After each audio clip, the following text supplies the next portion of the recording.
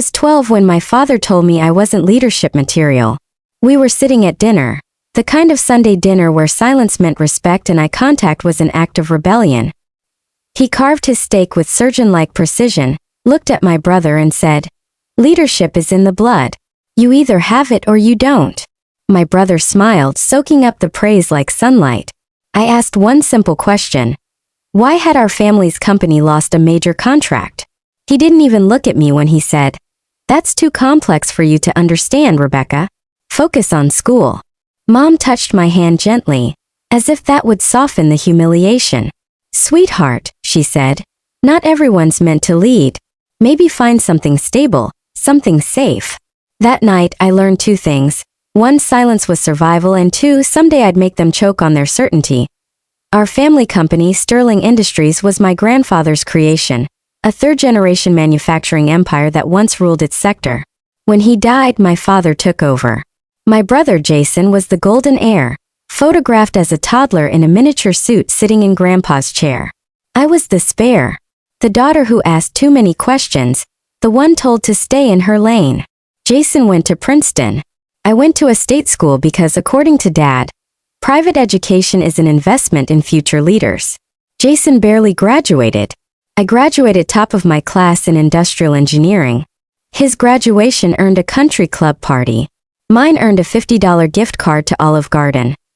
Jason walked straight into the company with a title Dad invented for him, Assistant Vice President of Operations.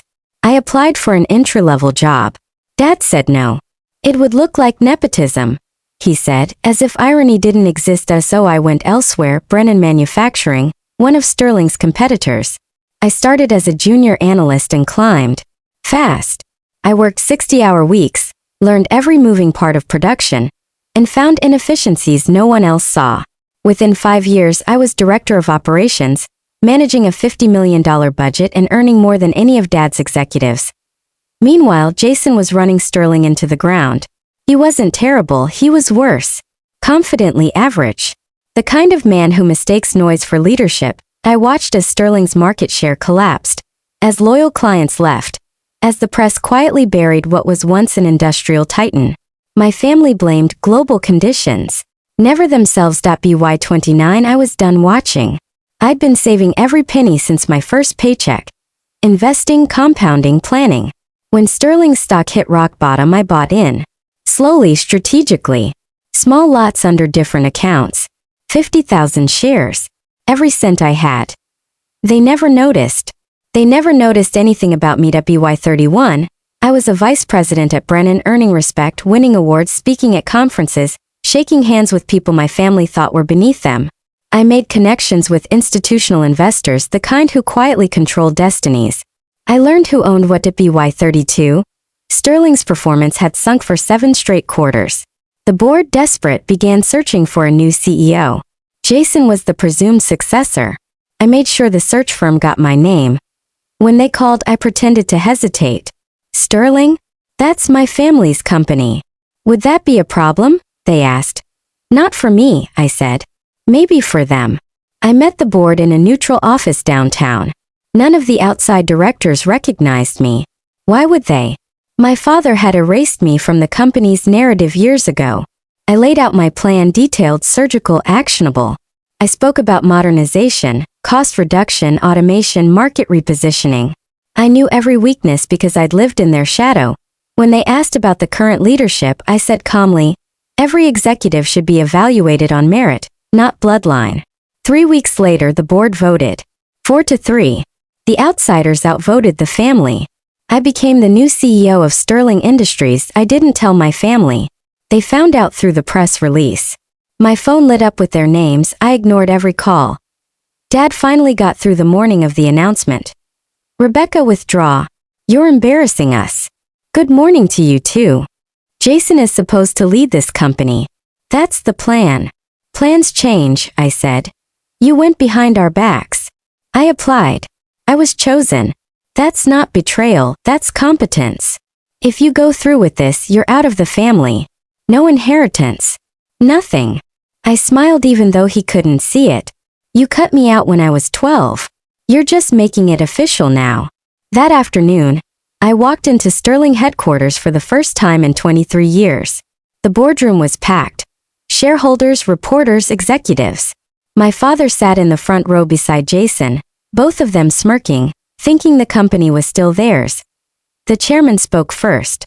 Please welcome our new CEO, Rebecca Sterling Morrison. The room erupted. The smirk on Dad's face collapsed. Jason went pale. Mom gasped. I walked to the podium slowly, letting the moment stretch. Good afternoon, I said. My grandfather built this company from nothing. I intend to rebuild it again. Dad shot up. This is outrageous. You can't just... Mr. Sterling, the chairman interrupted. You are no longer CEO. Please sit down. He did. That was the first time I ever saw my father obey someone else. I laid out my vision. Modernization, efficiency, growth.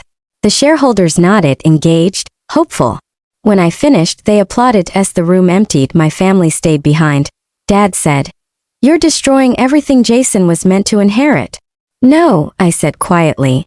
I'm saving what he was destroying. Mom's voice cracked. How could you do this to your brother? How could you do what you did to me? I asked. You told me I wasn't leadership material. You never hired me. You never saw me. Jason's voice rose. You're stealing my inheritance. I earned this. You didn't. The board voted based on merit. A concept you should look up. Dad's eyes narrowed. You've been buying stock. For years, I said. I own 18% now. Second only to the family trust. Enough to make sure your failures never drag this company down again. I picked up my portfolio. I have a meeting to prepare for. And I walked away, leaving their silence behind me like a graveyard. Monday morning I arrived before sunrise. My office smelled of old leather and resentment. Dad's old chair sat behind the desk. I didn't sit in it. Not yet. I spent the week meeting every department head. I listened more than I spoke. I walked the production floors, shook hands, asked questions. One manager stared at me in disbelief. You actually know how this works, he said. I started here, I told him. On the floor. I know exactly how it works. By Friday I called Jason in. I've reviewed your performance. Operations have declined under your leadership. Your position is being eliminated. You're firing me? I'm restructuring. You'll receive 6 months severance. Dad will never forgive you. Dad doesn't run this company anymore. He left without looking back. 6 months later, Sterling Industries was profitable again. Revenue up 12%. Waste down 40%. Clients returning. Morale rising. Sometimes I still remember that dinner table. Dad cutting his steak, saying leadership can't be taught. He was right in a way. It can't be taught, but it can be proved. And I proved it. With every decision, every sleepless night, every risk no one believed I could take.